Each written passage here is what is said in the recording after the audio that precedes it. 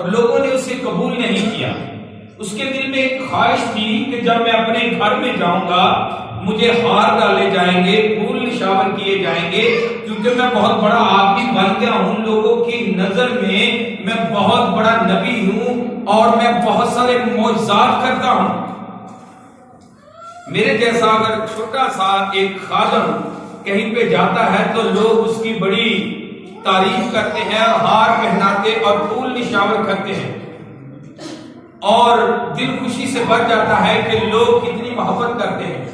तो मेरा आका, मेरा यीशु मसीह जो मुर्दों को जिंदा करता था, उसके दिल में कितनी खुशी होगी अपने घर में आने की। लेकिन कलाम अकबर फरमाता है कि आप लोगों ने उसे कबूल नहीं किया, पत्थर उठा लिए उसको मारने के लिए कि यहां से चला जा। गालियां उसको बकी, उसके खिलाफ हो गए और कलाम खुदा में लिखा है वो जगह छोड़कर चला गया और वहां पर उसने कोई मौजज़ा ना दिखाया, क्योंकि ईमान लाने वालों के दरमियान मौजज़े होते हैं। वो ईमान ना लाए, इसलिए यीशु ने भी उनके दरमियान कोई मौजज़ा ना दिखाया। अब हम उसी टॉपिक को उसी लय में आगे बढ़ेंगे, क्योंकि आप सब जानते हैं कि मत्ती के इंजील का हम मुताला कर रहे हैं। पहले बाब से लेकर हम 13वें बाब तक पहुंचे और आज 14वें बाब का शुरू है। पहले बाब से लेकर हम 13वें बाब तक पहुंचे थे और आज हम 14वें बाब पर पहुंच चुके हैं। 14वां बाब है और उसकी 23वीं आयत मुबारक। मत्ती के इंजील 14वां बाब उसकी 23वीं आयत मुबारक। बात चल रही थी घर की। यीशु मसीह घर में आया, घर वालों ने उसे क्या किया? रद्द कर दिया, कबूल नहीं किया। और पिछले साल हमने ये भी सीखा कि जब चर्च में यीशु मसीह आ जाता है तो कलीसिया बरकत पाती है। जब चर्च में यीशु मसीह होता है तो कलीसिया बरकत पाती है, चर्च बरकत पाता है। और जब आपके घर में यीशु आ जाता है तो घराना बरकत पाता है। हालेलुया। और जब यीशु मसीह आपके अंदर आ जाता है तो आप बरकत पाते हैं। तो कहां चाहिए, कहां चाहिए किसी को? क्या चर्च में काफी है? चर्च में रहना काफी है कि उसको छोड़कर यहां पर चले जाएंगे और कहेंगे खुदावंद तू चर्च में ही खूबसूरत लगता है, चर्च में अच्छा लगता है, तू चर्च में रह क्योंकि ये तेरा घर है। लेकिन मैं चाहता हूं कि खुदावंद यीशु मसीह मेरे घर में भी आए, क्योंकि मेरा घर असल में उसी का घर है। और इससे आगे बढ़कर मैं चाहता हूं कि यीशु मसीह मेरे अंदर आए, क्योंकि मेरा दिल, मेरा ये जिस्म उसी का हकीकी घर है। क्योंकि उसने फरमाया अब से मैं तुम्हारे और 9 साल अब से मैं तुम्हारे अंदर होऊंगा। हालेलुया। अब से मैं तुम्हारे, उसने कहा मैं तुम्हारे कहा होगा अंदर होगा। सो हकीकी घर अंदर है। तो घर की बात चल रही तो घर में खाने के लिए भी कुछ होना चाहिए। होना चाहिए कि नहीं? होना चाहिए कि नहीं? होना चाहिए। खाने की खातिर लोग घर को, मुल्क को छोड़कर मुल्क के बाहर चले जाते हैं, पेट की खातिर, खाने की खातिर ज्यादा वाफर मकदार में खा सके। और जब वो खाए तो उसकी टेबल भरी हो। सब चाहते हैं ना, जो खाना खाइए तो टेबल भरी हो, जेडी डिश पसंद हो डिश सामने हो गए हैं, फ्रूट पसंद है फ्रूट सामने हो, यही बरकत हो। लिखा है तू मेरी इबादत कर, मैं तेरे रोटी और पानी पे बरकत दूंगा। यदि तू मुझे अपने घर में ले आया, मैं तेरे रोटी और पानी पे क्या करूंगा? बरकत दूंगा। अब क्या हुआ? यीशु मसीह जा रहे हैं, जा रहा है। कुछ लोग पीछे हैं, कुछ लोग आगे हैं, कुछ दाएं हैं, कुछ बाएं हैं। और अल्लाह का बड़ा खतरनाक है। पैदल चलते चलते थक गए, भूख लगी सबको। अब यीशु मसीह ने कहा भी मुझे लग रहा है कि सबको भूख लगी हुई है, तो इसको इनको खाने के लिए देना चाहिए। तो शिगिर्दों ने पता क्या कहा? और हम बहुत ज्यादा लोग, 5000 औरतें थी, मर्द थे, औरतें कितनी होंगी? हाँ जी, डबल हिसाब ला लो, डबल, यानी 5000 मर्द और 10,000 औरतें होंगी हैं। तो फर्क है 15,000 तो 5,000 न्याणे भी होंगे, कितने हो गए? 20,000। 20,000 है। खुदावन कहां से खाना दे इनको? जाओ अपने अपने घरों जाकर खाओ, पिंडा में चले जाओ, जाके खाओ। शिगिर्द उनको कहने लगे जाकर खाना खा कर आओ। तो यीशु ने कहा तुम खाना दो, क्योंकि जब यीशु मसीह घर में होता है तो खाना खत्म नहीं होता। हालेलुया। क्योंकि मेरा खुदावन जहां पर पावर रख देता है वहीं पर उसका घर बन जाता है। पूरी दुनिया उसका घर है, आसमान उसका घर है, जमीन उसका घर है, क्योंकि वो फरमाता है इब्ने आदम के साथ रखने की। इसका मतलब क्या है? अक्सर लोग कहते हैं जी इसका मतलब है कि उतनी जगह ही पड़ी और नहीं पड़ी। इब्ने आदम के सर रखने की उसका सर इतना बड़ा है। हालेलुया। उसका सर इतना बड़ा है कि तेरी जमीन कम पड़ जाएगी। उसका हाथ क्या लिखा है? जमीन तेरे पांव की चौकी और आसमान तेरा। इसका मतलब वो इतना बड़ा है। अरे तुम उसे कौन सा मकान दोगे? वो तेरे घर में समा नहीं सकता, क्योंकि वो बहुत बड़ा है।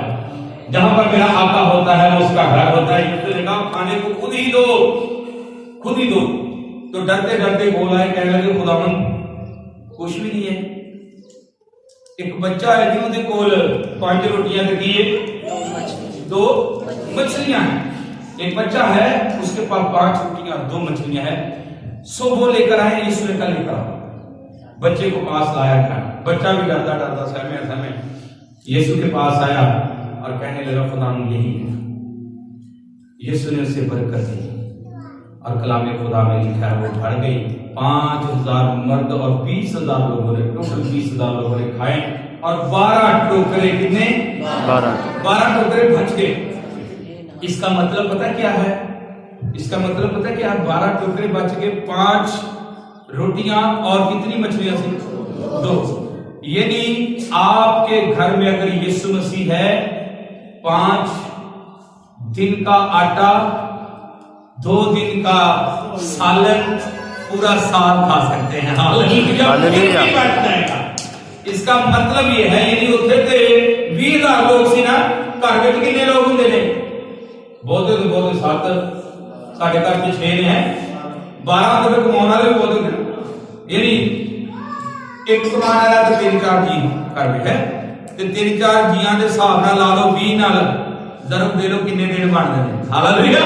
इसका मतलब है कि अगर खुदावन तुम्हारे घर में है, थोड़ा सा खाना भी ज्यादा हो जाता है।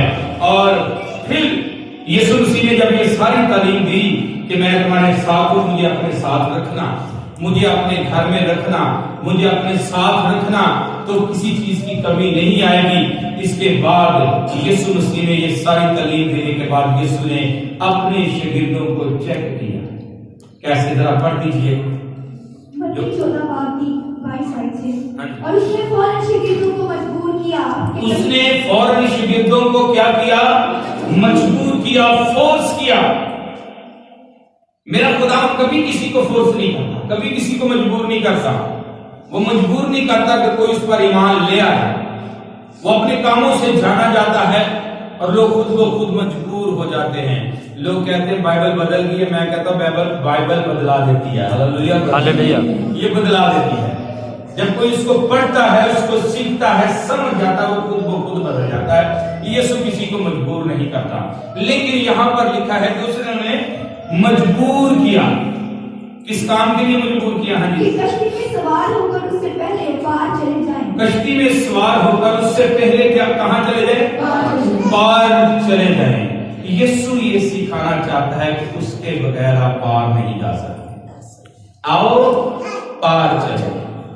जब आप मरकस की इंजील और लूका की इंजील में इसी हवाले की इसी बात को पढ़ते हैं तो यीशु मसीह ने एक और जगह पर कहा है आओ पार चले। सो यहां पर यीशु कहता है पार चले जाओ। मुझे छोड़ दो और पार चले जाओ। याद रखिए, यीशु को छोड़कर कोई भी पार नहीं जा सकता। अगर आपके घर में यीशु मसीह नहीं है तो आपका घर हचकोले खाएगा, तूफान आएंगे, आप घबरा जाएंगे, आप डर जाएंगे, आप सहम जाएंगे। अगर आपके घर में यीशु मसीह है तो वो आपको आकर तसल्ली देगा। मैं ये नहीं कहता कि तूफान नहीं आएंगे, मैं ये नहीं कहता कि तूफान नहीं आएंगे। लिखा है मैं तेरे साथ साथ रहूंगा। ये तेरा आधा बोझ तूफान आएगा तो मैं नहीं करूंगा, तेरी तसल्ली देगा, मैं तेरा आधा बोझ उठाऊंगा। ये उसका वादा है, मैं तेरे साथ। जब वो साथ होगा तो फिर आप ऊपर मुश्किल नहीं आएगी। यीशु ने कहा चलो पार चले जाओ। हाँ जी पढ़िए। जब तक कि वो लोगों को रुखसत करे, और लोगों को रुखसत करके तन्हा दुआ करने के लिए पहाड़ पर चढ़ गया। कलाम में लिखा है वो तन्हा दुआ करने के लिए पहाड़ पर चढ़ गया, लोगों को रुखसत कर दिया। जितनी दुनिया उसके साथ थी, जिनको खाना खिलाया था ना, उनको रुखसत कर दिया, भी जाओ ना अपने घर करा। शिगिर्दा ने क्या भी कश्ती पे बैठो ते पार चले जाओ, मैं आना। तो लिखा है कि यीशु मसीह दुआ के लिए पहाड़ पर कितने जने थे? कितने जने ही दुआ करते? तन्हा, अकेला, तन्हा अकेला। क्या करने के लिए गया है? दुआ करने के। दुआ का मतलब क्या है? दुआ का मतलब क्या है? खुदा से बात करने गया। वो अकेला पहाड़ पर चला गया, खुदा से बात करने गया। खुदा से बात क्या कर रहा है? खुदा से बात क्या कर रहा है? वक्त की डिमांड के हिसाब से दुआ की जाती है, वक्त की डिमांड के हिसाब से बात की जाती है। अब मसला कोई और चल रहा हो, आप मुझसे कोई और बात कर रहे हो तो मैं आपको बेवकूफ समझूंगा। मसला कोई और हो, आपको चाहिए कुछ और आप बात कुछ और कर रहे हो तो मैं कहूंगा भाई मेरा टाइम जाया ना कर, मुद्दे पे आ, अपना मुद्दा बयान कर। गल की असल हकीकत की, तेरे टेढ़े कुछ हो रहा है, दिमाग में कुछ हो रहा। बेवकूफ ना बन, ना मुझे बेवकूफ बना। सो याद रखे, जब बात की जाती है तो टू द पॉइंट बात की जाती है। और मेरा खुदावन टू द पॉइंट बात कर रहा है और पहाड़ पे जाकर क्या कर रहा है? क्या कह रहा है खुदा से? ऐ खुदा, मेरे शागिर्द अकेले गए हैं, तू उनकी क्या करना? हिफाजत करना। वो अपने शागिर्दों के लिए दुआ कर रहा है, वो अपने शागिर्दों के लिए दुआ कर रहा है, तो उनकी हिफाजत करना, तो उनके साथ रहना, उनका ईमान ना जाने पाए, क्योंकि मैं साथ नहीं हूं इसलिए हो सकता है उनका ईमान डगमगा जाए। सो तू उनकी हिफाजत करना। जो कलाम मैंने बो दिया है, जो बीज मैंने बो दिया है, ताकि उनका ईमान बढ़े, तू उस बीज की हिफाजत करना। याद रखे अजीजों, आज मैं जब कलाम आपको सुना रहा हूं तो फिर मैं 7-6 दिन तक जब तक दोबारा इस पुलपट में ना आऊं, मैं दुआ मांगता हूं कि खुदा तू उस कलाम की हिफाजत करना, ताकि वो बीज शैतान चुराने ना पाए। तो मेरा यीशु भी यही कह रहा है कि ऐ खुदा तू उस कलाम की हिफाजत करना, ताकि शैतान चोरी ना करे और इनका ईमान बढ़ता जाए। कलाम में लिखा है कि वो कश्ती पर सवार हुए और निकल पड़े। हाँ जी। और लोगों को रुखसत करके तन्हा दुआ करने के लिए पहाड़ पर चढ़ गया। और जब शाम हुई तो वहां अकेला था, मगर कश्ती उस वक्त झील के बीच में थी। कलाम में लिखा जब शाम हुई तो वो अकेला था। क्या मतलब है? क्या मतलब है वो अकेला था? हाँ? जब शाम हुई तो वो अकेला था। उसने जान लिया कि शिगिर्द अब दुआ में नहीं है। शिगिर्द अब, यहां पर मैं बैठा, फोन आता है ऑस्ट्रेलिया से कि पारी साहब हमारे लिए दुआ करें। और मैं भी कभी कभी खुदा के खातों कहता हूं घरों मुल्क में मेरे लिए दुआ करें, हम दुआ में एक हो जाएं। मतलब है दुआ में क्या हो जाएं? एक दूसरे के साथ हैं और एक हो जाएं। इसका मतलब है कि हम इकट्ठे हैं। जब हम दुआ करते हैं, चाहे किसी और मुल्क में हो, हम दुआ करते हैं तो हम दुआ में एक होते हैं और इकट्ठे होते हैं। यीशु दुआ कर रहा है तो अकेला रह गया। शिगिर्द भी दुआ कर रहे थे, लेकिन दुआ